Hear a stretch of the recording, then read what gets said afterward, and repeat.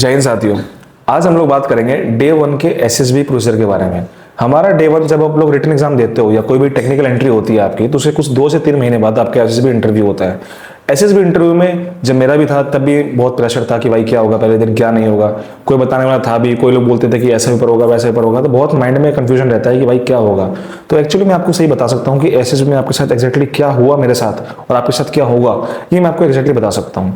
देखो, आप लोग डे वन में जाओगे, पहले सबसे पहले आपको कॉल लेटर आया होगा एसएसबी का, आपको मेल आईडी में आया होगा या फिर आपको हो सकता है ज्वाइन, उसमें जो कॉल लेटर आता है उसमें सारी इंपॉर्टेंट डिटेल लिखी होंगी आपकी।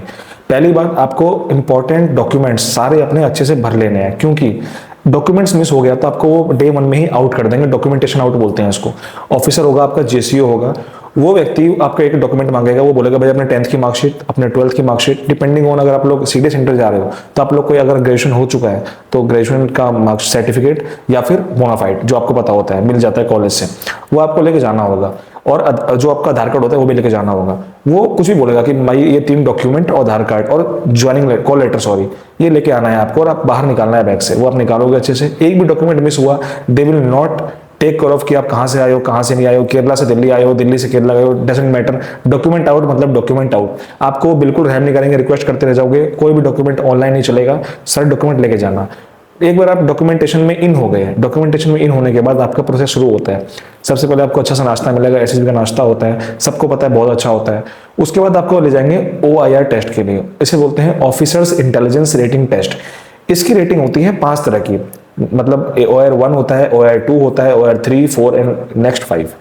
देखिए, अगर आपको स्क्रीनिंग होना है, सबसे बड़ा मिथ तो ये है कि भाई OIR टेस्ट तो चेक ही नहीं होता। लेकिन क्या ये मिथ है? बिल्कुल भाई मिथ है ये। OIR टेस्ट आपका 60% आपका स्क्रीनिंग डिसाइड करता है। OIR 1 का मतलब है कि आपके 90% तक रिजल्ट रहा है। OIR 2 का मतलब है कि आपका 75 से 80% रिजल्ट रहा है, डिपेंडिंग अपॉन क्वेश्चन। मान लो अगर 100 क्वेश्चन आए दोनों मिला के, 2 OIR टेस्ट होता है, वर्बल, नॉन वर्बल। वर्बल में आपको पता ही है जो लिखने वाला होता है, जो रिटन क्वेश्चन होते हैं। नॉन वर्बल में क्या होता है, जो डायग्राम वगैरह बने होते हैं। होता नहीं ऐसा कि एक सर्कल है उसके अंदर 3-4 ट्राइंगल बने हैं, 5-6 ट्राइंगल बने हैं, पूछता है कि कितने ट्राइंगल है बताओ। तो इस तरह के फास्ट क्वेश्चन, नेगेटिव मार्किंग दूसरी बात नहीं होती है इसमें, तो खुल के खेलना है आपको। तीसरी इंपॉर्टेंट बात, कोई क्लॉक नहीं होता है आसपास, तो आपको टाइम का भी ध्यान रखना है। जनरली मैं आपको बताऊं जनरली क्या ट्रेंड रहता है, 50 क्वेश्चन आते हैं वर्बल के, 50 आते हैं नॉन वर्बल के। 50 वर्बल में आपको मिलेगा 25 मिनट, मान लो आप अप्रोक्सीमेटली, एक क्वेश्चन 30 सेकंड्स का ही आपको मिलने वाला है, तो उस हिसाब से आप करना। नॉन वर्बल में भी आपको ऐसी 30 सेकंड क्वेश्चन मिलेगा, आपको उस हिसाब से करना पड़ेगा। टाइम बहुत ही मैटर करता है, एक्यूरेसी बहुत ही मैटर करती है। नेगेटिव मार्किंग नहीं है तो 50 के आउट ऑफ 50 आपको अटेम्प्ट करने हैं। कभी कभी किसी सेंटर में आपका 40 क्वेश्चन भी होता है, किसी में 30 भी होता है, लेकिन जनरली 50 क्वेश्चन होते हैं। मेरे टाइम में 50 थे और आपके टाइम में जितने हो कमेंट कर देना। OIR प्रैक्टिस करने का सबसे अच्छा तरीका है भाई, रीजनिंग जो होती है ना अपनी SSC लेवल की, वो कर लो। वो मतलब एकदम टॉप लेवल की, उतनी लेवल टफ नहीं आता है रीजनिंग का, बहुत ही इजी लेवल होता है, आप आराम से कर सकते हो उसको। एग्जांपल के लिए बता दूं, मैं पूछ दे मान लो 3, 9, 27, अगला बता ही सकते हो 81, कि मतलब क्यों करते जा रहा है वो। तो इस तरह से कोई भी चलता जाएगा, आप करते जाना। एक बार आपने OIR दे दिया, उसके बाद आपको क्या नाश्ता करने के लिए भेजेंगे? नहीं, अभी आपको PPT होगा, लेकिन OIR आपकी सबमिट कर दी जाएगी टाइम के साथ, और वो OIR चली जाती है आपकी चेकिंग के लिए। वो चेक होती है प्रॉपर तरीके से। मत सोचना कि चेक नहीं हो गया, कुछ फर्क नहीं पड़ता, मेन नरेशन होता है, नरेशन मेन होता है, लेकिन OIR भी सेम इंपॉर्टेंट। कोशिश करना कि भाई कितने नंबर लाए, ये पूछोगे भाई, अगर 100 क्वेश्चन है 85 से ऊपर करने हैं, इससे नीचे बात नहीं बनने की। बनने को बन सकती है, लेकिन मैं आपको सेफ बता रहा हूँ, 100 में से 80 क्वेश्चन तेरे को सही करने पड़ेंगे भाई, अगर सेफ खेलना है तो। नहीं तो PPT प्रेशर आएगा, PPT में वैसे ही बहुत प्रेशर होता है। तो OIR जितना हो सके अच्छा करो, 100 में से 85 ले आओ, बहुत। OIR 2 या 1 रेटिंग मिल जाएगी तुमको। 85 ले आओगे OIR 1 मिल जाएगी, 90 भी ले आओगे OIR 1 मिल जाएगी। 85 से कम करोगे और 80 के बीच में करोगे तो OIR 2 मिल जाएगी। ये तो हो गई OIR की बात।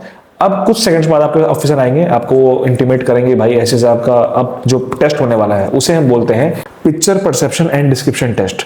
As name suggest, picture perception मतलब आपको धुंधली पिक्चर दिखाई जाएगी और लाइट ऑन होगी एकदम से, और मतलब सारी लाइट्स ऑफ हो जाती हैं और एकदम से प्रोजेक्टर ऑन होता है, उसमें एक धुंधली पिक्चर दिखाई जाती है।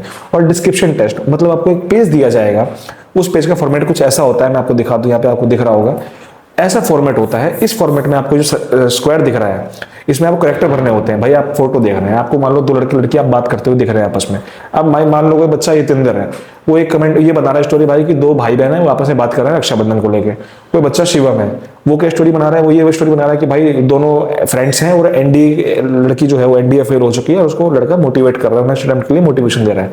सो अब भाई यतिंदर की कहानी और शिवम की कहानी दोनों बदल चुकी है, लेकिन क्या इनकी कॉमन स्टोरी बनेगी? बिल्कुल बनेगी। आने वाले टाइम में बताता हूँ कैसे। तो इन दोनों ने अपनी स्टोरी बनाई, टाइम अप हो गया, आपको 4 मिनट मिलते हैं स्टोरी लिखने के लिए, उसी में आपको 30 सेकंड मिलता है स्टोरी को, पिक्चर को देखने के लिए। तो पिक्चर जब देखो तो बहुत ही ध्यान से देखना कि भाई क्या दिख रहा है क्या नहीं दिख रहा, और 90% चांस है कि आपको समझ में नहीं आएगा। आप कुछ भी स्टोरी बनाओगे और टेंशन मत लेना, ये सबके साथ है, सबके साथ, किसी को समझ में नहीं। जब नाम ही है भाई ब्लर पिक्चर है वो, तो तुम कोई क्या समझ जाएगा, कोई कोई कुछ समझ रहा है, कोई कुछ समझ रहा है, लेकिन आने वाले टाइम में आपको कॉमन स्टोरी बनानी पड़ेगी एक साथ, ये बात याद रखना। स्टोरी लिख लेंगे, उसके बाद वो पेज आपके सबमिट कर दिए जाएंगे। 4 मिनट मिलते हैं आपको, तो जल्दी लिखना और मेरी बात मानो, ध्यान से लिखना। और क्योंकि ये चीज पढ़ी जाती नहीं है जनरली, लेकिन आप लिख दो कि पेज बराबर लगे आपका, ठीक है। ऐसा ना हो कि आप खाली छोड़ दो या 3-4 लाइन लिख के छोड़ दो, फिर वो फोकस एरिया में चला आता है कि इस बच्चे ने कम लिखा है, इसका मतलब इसकी स्टोरी सही से नहीं लिख पाया है। ये तो लिखना पूरा है, भले वो पढ़ा नहीं जाता है लेकिन लिखना पूरा है। कर लोगे, स्टोरी लिख लोगे, तो आप लोग जब बाहर निकलोगे तो आपको ग्रुप में बांट दिया जाएगा। जो आपके CHM होते हैं साहब, वो आपको बांट देते हैं, जो फ्रेशर्स होते हैं, जो स्क्रीन आउट होते हैं, जो कॉन्फ्रेंस आउट होते हैं, तीनों का अलग अलग ग्रुप बनता है, ये बात याद रखना। फ्रेशर्स मतलब सिर्फ फ्रेशर होंगे, स्क्रीन आउट में स्क्रीन आउट होंगे, कॉन्फ्रेंस आउट में कॉन्फ्रेंस आउट होंगे। जैसे मैं कॉन्फ्रेंस आउट हूँ भाई, तो मैं कॉन्फ्रेंस आउट के ग्रुप में रहूंगा, यानी मेरे ग्रुप में हर बच्चा, हर व्यक्ति कॉन्फ्रेंस आउट का ही होगा। या किसी ने 5 बार SSB दिया हो या किसी ने 1 बार SSB स्क्रीनिंग हुआ हो, अगर वो बच्चा स्क्रीनिंग हो रखा है तो वो कॉन्फ्रेंस आउट में ही आएगा। उसमें रिकमेंडेड कैंडिडेट जो होते हैं, कुछ आप देखते हो ना भैया रिकमेंडेड कैंडिडेट्स कहाँ आते हैं, तो वो भी आपके कॉन्फ्रेंस आउट में ही आएंगे। तो कॉन्फ्रेंस आउट में is the real competition. Screen out की बात करते हैं, स्क्रीन आउट में वो बच्चा आता है जो हर बार स्क्रीन आउट हुआ है SSB में, चाहे 1 बार SSB में स्क्रीन आउट हुआ हो या चाहे 5 बार दिया 5 बार स्क्रीन आउट हुआ हो, चाहे फेल हुआ हो किसी भी कितनी बार भी, no doesn't matter, screen out में स्क्रीन आउट। फ्रेशर मतलब कोई नया नया बच्चा है, पहली बार SSB निकाला है, रिटर्न निकाला है, कोई टेक्निकल एंट्री आई है, जैसे कोई भाई की आती है टेक्निकल एंट्री, तो जाते हैं खुशी खुशी क्या होगा इसमें, तो उस जितने फ्रेशर्स हैं वो सारे आपके फ्रेशर में आते हैं। ये 3 कैटेगरी हो गई। जनरली ग्रुप 10 से 15 का बनता है, 10 से 15 का। जब 10 ग्रुप बन जाएगा आपका, थोड़ी देर आप बैठ जाइए, 10 ग्रुप बनेगा, उसकी वजह से आपका नरेशन हो जाएगा, CHM साहब समझाएंगे आपको कि जब नरेशन हो जाएगा उसके बाद अपना लंच करने चले जाएगा। तो ऐसा होता है ना कि उस समय बहुत ही क्रूशियल टाइम होता है, उस समय आपको किसी से बात नहीं करनी है, माइंड माय वर्ड्स, किसी से बात नहीं करनी है। वहां पे पता है क्या बंदे बोलते हैं, वहां पे भाई कोई फलाना बोल रहा होगा, भाई हम तुमको सपोर्ट करेंगे, तुम हमको सपोर्ट करना, दोनों बार स्क्रीनिंग हो गई, अब मैं बता रहा हूँ दोनों ही फेल हो जाओगे। एक बंदा वहां से बोल रहा होगा, भाई मैं फलाने SSB गया था, मैं फलाने SSB गया था, वहां पे ये हुआ, वहां पे ये हुआ, किसी की नहीं सुननी भाई, तू फलाने गया था, फलाने में से। यहाँ पे बात है तुम्हारी SSB की।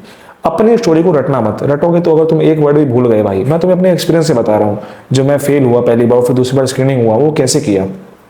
कोई भी स्टोरी रट के मत जाओ, तुमने स्टोरी क्या लिखी है वो तुम मन में रखो कि यार मैंने स्टोरी ये समझाई है, भाई ऐसे ऐसे कैरेक्टर है मेरे, ये दोनों आपस में बात कर रहे हैं, एक लड़की NDA फेल हुई, एक लड़का NDA पास था, उसने समझाया, उसको नोट्स शेयर करें, साथ ही साथ उसको हेल्प के लिए अपना फोन नंबर दे दिया कि आप जब चाहे फोन कर सकते हो, उसकी मतलब जितना हो सके हेल्प करी, मोटिवेशन दिया कि ये टफ एग्जाम है, मतलब मल्टीपल जो आप कहानी स्टोरी जोड़ते जाते हो वो आपको करना है। ये नहीं रखना है कि from the picture shown I perceive there are 2 characters in which all are male and female. ऐसा रटोगे तो यार एक वर्ड ही भूल गए, सामने ऑफिसर बैठे होते हैं, उनकी शक्ल देख के पहली बात तुम सारी स्टोरी भूल जाओगे, ब्लैंक हो जाओगे, स्क्रीन आउट हो जाओगे। तो ये नहीं करना। स्टोरी का जिसे बोलते हैं ना समरी याद रखनी है। समरी के बाद भाई मोस्ट इंपॉर्टेंट बात ये आती है कि जब आप ऑफिसर के सामने जाओगे, 10 बच्चे होते हैं ग्रुप में, सेमी सर्कल में आपको बिठा देंगे, उसके बाद आपको 3 ऑफिसर्स होंगे, सामने बोलेंगे भाई आपको नरेशन करना है अपनी स्टोरी का, जो आपने स्टोरी लिखी है अपने पेज पे, वो स्टोरी उनके पास होती है। वो स्टोरी को पढ़ते हैं नहीं पढ़ते आई डोंट नो, मैं जनरली बता रहा हूँ नहीं पढ़ते हैं वो तीनों बैठे होंगे सेमी सर्कल में, वो इंटीमेट करेंगे कि भाई जेंटलमैन आप पहुंचे हैं, आपने स्टोरी लिखी है, अभी आपको सेम स्टोरी जो आपने अपने पेज पे लिखी है वो आपको सुनानी है बिना देखे, अगेन मार्क माय वर्ड्स, बिना देखे। तो आपको थोड़ा प्रेशर होगा यार कि स्टोरी याद है कि नहीं है। तो उस हिसाब से अगर देखा जाए तो आपको इसमें बहुत ही मैटर करता है कॉन्फिडेंस और आपकी जो रिसाइटिंग पावर होती है कि आप कितना याद कर पा रहे हो। अगर ये भूल ही गए स्टोरी फिर तो कुछ बोल ही नहीं सकते, लेकिन वहां पे जाना है, कॉन्फिडेंट रहना है। वो बंदे व्यक्ति बोलेंगे कि ऑफिसर्स कि आपको स्टोरी नरेशन करते वक्त हमको नहीं देखना है, अपने ग्रुप को नरेट करनी है स्टोरी। तो तुम्हारे जो आजू बगल में होंगे, जितने भी आजू बाजू में होंगे, उनको देख के स्टोरी बोलनी है। तो यहाँ पर जो सेंटर में बच्चा बैठा होता है उसको फायदा ज्यादा है, क्योंकि उसकी जो नेक मूवमेंट है वो यहाँ भी होती है, यहाँ भी होती है। अब मान लो कोई व्यक्ति आखिरी सीट पर बैठा है सेमी सर्कल में, कहीं ना कहीं तो एंड होगा ना, तो जो व्यक्ति आखिरी एंड में है उसका ही फायदा है कि उसको बस इधर देख के बोलना है, जो व्यक्ति सेम उस एंड में बैठा है उसको इधर देख के बोलना है। लेकिन मान लो मैं यहाँ बैठा हूँ, मेरे बगल में एक बैठा, बाकी पूरी ग्रुप यहाँ बैठी है, और मेरे बगल में सिर्फ एक बैठा है, तो कई बार ऐसा केस होता है कि आप यहाँ बैठते हो, वही तुम्हारे बगल में बैठा है उसको भी नरेट कर, क्योंकि तुम हमेशा इसको भूल जाओगे, मैं गारंटी दे रहा हूँ। तो ये कोशिश करना कि ना भूलो। इतना ही था भाई, ऐसी प्रोसेस। आप स्टोरी सुनाओगे, अपनी स्टोरी सुनाने के बाद आपको थैंक यू कर दिया जाएगा, कॉमन नरेशन होगा, सब कुछ ग्रुप डिस्कशन होगा, स्टोरी कॉमन स्टोरी बनेगी, वो आप सब सुनाओगे। उसके बाद जैसा जो आपकी परफॉर्मेंस रही है उसके हिसाब से आपका रिजल्ट आ जाएगा। जो बच्चों ने अच्छा परफॉर्म किया आपके OAR में, जो बच्चों ने आपका अच्छा परफॉर्म किया ग्रुप डिस्कशन में, वो आपके श्रेणी हो जाएंगे। बाकी टाटा बाय बाय। अच्छा परफॉर्म करोगे, कॉन्फिडेंट रहोगे तो अपने आप हो जाओगे, नहीं तो नो वन केयर्स, बैग लेके जाओ वापसी। कहीं से भी आई हो, कितनी परेशानी ली हो, कोई नहीं पूछेगा।